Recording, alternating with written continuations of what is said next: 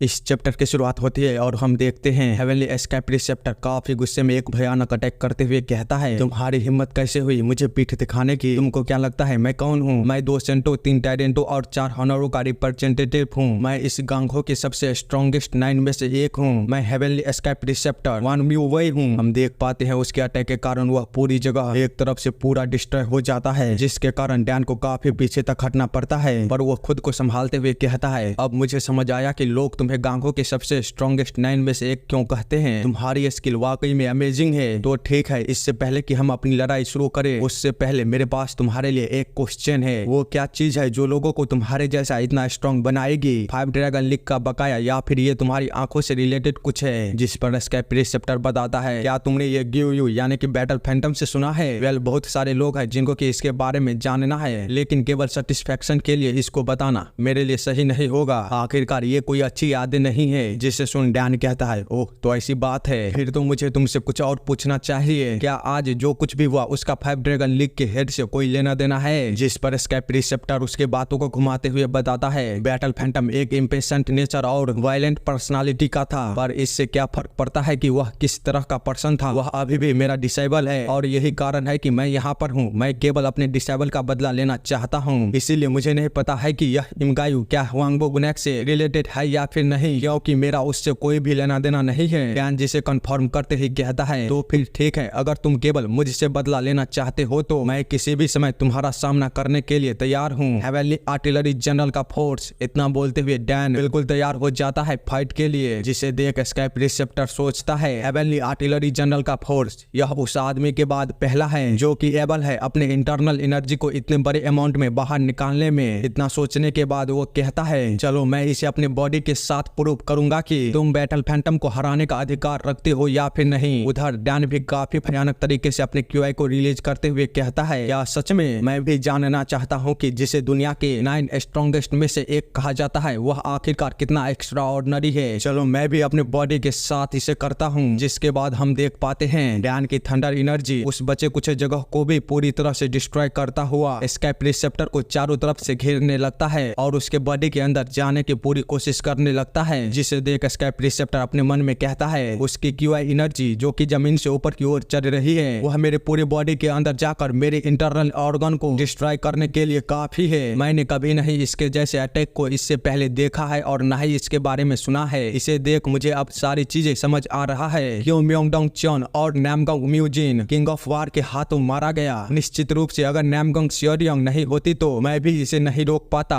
और मुझे भी इससे काफी सफर करना पड़ता। उसने मुझे पहले ही इसके बारे में बता दिया था। जिसके बाद वो भी अपने किसी अटैक मेथड को रेडी करते हुए डैन के सभी एनर्जी को दूर करने लगता है और साथ ही डैन से कहता है, क्या तुम्हारी हेवनली आर्टिलरी जनरल का फोर्स बस इतना ही कर सकता है जिस पर कि तुम इतना गर्व करते हो? जिसे देख डैन भी हैरान हो जाता है। एस्केप रिसेप्टर आगे कहता है, क्या तुम सीरियसली सोचते हो कि तुम मुझे हरा सकते हो? तुम्हारे इसके जैसे कमजोर स्ट्राइक से? बेवकूफ बच्चे, मैं हेवनली एस्केप रिसेप्टर हूँ। इतना बोलते हुए वह डैन की ओर एक जबरदस्त स्टैंस लेता है, जिससे कि डैन बचने के लिए पीछे की ओर हटने लगता है। तो एस्केप रिसेप्टर उसकी ओर अपने हाथों को बढ़ाता हुआ कहता है, तुम क्या सोच रहे हो? मैंने तुम्हें यहाँ से भागने की परमिशन नहीं दी है। इसी के साथ वह उसके पैरों को पकड़ता हुआ खतरनाक तरीके से डैन को जमीन पर पटकता है, जिससे कि डैन भी थोड़े टाइम के लिए सोच में पड़ जाता है। वह कहता है, ये कैसे हो सकता है कि थंडर क्यूआई ने काम नहीं किया? थंडर क्यूआई जो कि ओपोनेंट के बॉडी के अंदर जाकर एक्सप्लोजन करने का कारण बनता है, लेकिन इसके साथ ऐसा कुछ भी नहीं हुआ, जिसका मतलब है कि 1 म्यू के पावर में कोई भी क्रैक नहीं है। सेम टाइम पर एस्केप रिसेप्टर भी डैन को देखता हुआ सोच रहा था, लगता है शायद उसने मेरे बारे में हर चीज की एनालाइजिंग करना खत्म कर लिया है। जिसके बाद वो कहता है, तुम्हारे लिए अभी सरप्राइज होना जल्दबाजी होगी क्योंकि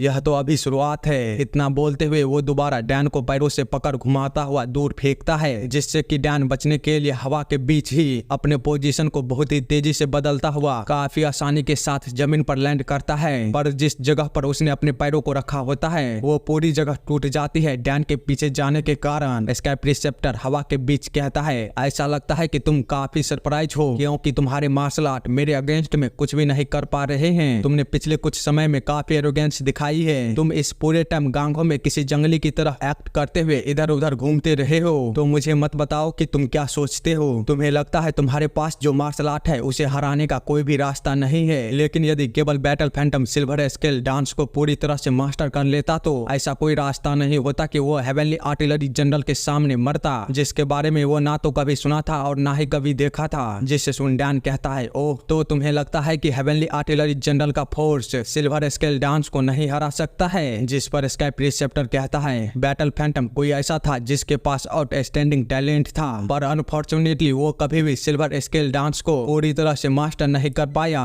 पर मैं वो हूँ जो कि चेन मार्शल आर्ट को इन्वेंट किया है और इसे 10 को तक रिफाइन किया है, जो कि इसे परफेक्ट मार्शल आर्ट बनाती है। बैटल में एक राइट हैंड के लिए, एक लेफ्ट हैंड के लिए और दोनों पैरों के लिए। एक बार जब कोई पर्सन सिल्वर स्केल को मास्टर कर लेता है तो वो कम्प्लीटली इसके साथ डांस करने लगता है। वो कुछ भी फेंक सकता है जब तक कि ये चेन उसके बॉडी के साथ जुड़ा हुआ है, जो कि काफी है पूरी दुनिया को कंट्रोल करने के लिए। और रही बात तुम्हारे हेवनली आर्टिलरी जनरल के फोर्स की, तो मैं तुम्हें बता दूं वो कभी भी इसके अगेंस्ट में नहीं जीत सकता। जिसको सुनते ही डैन एक बड़ी सी स्माइल करते हुए उससे कहता है, मुझे विश्वास नहीं हो रहा है कि तुम ऐसा दिखावा कर रहे हो जैसे कि तुमने सब कुछ आइडेंटिफाइड कर लिया है बस मेरे एक स्ट्राइक को लेने के बाद ही। क्या तुम्हें सच में लगता है कि तुम हेवनली आर्टिलरी जनरल के बारे में सब कुछ जानते हो? यह कितना बेवकूफाना है। चलो मैं तुम्हें साफ साफ दिखाता हूँ कि रीजन क्या है जो हेवनली आर्टिलरी जनरल के फोर्स को इनविंसिबल मार्शल आर्ट कहा जाता है।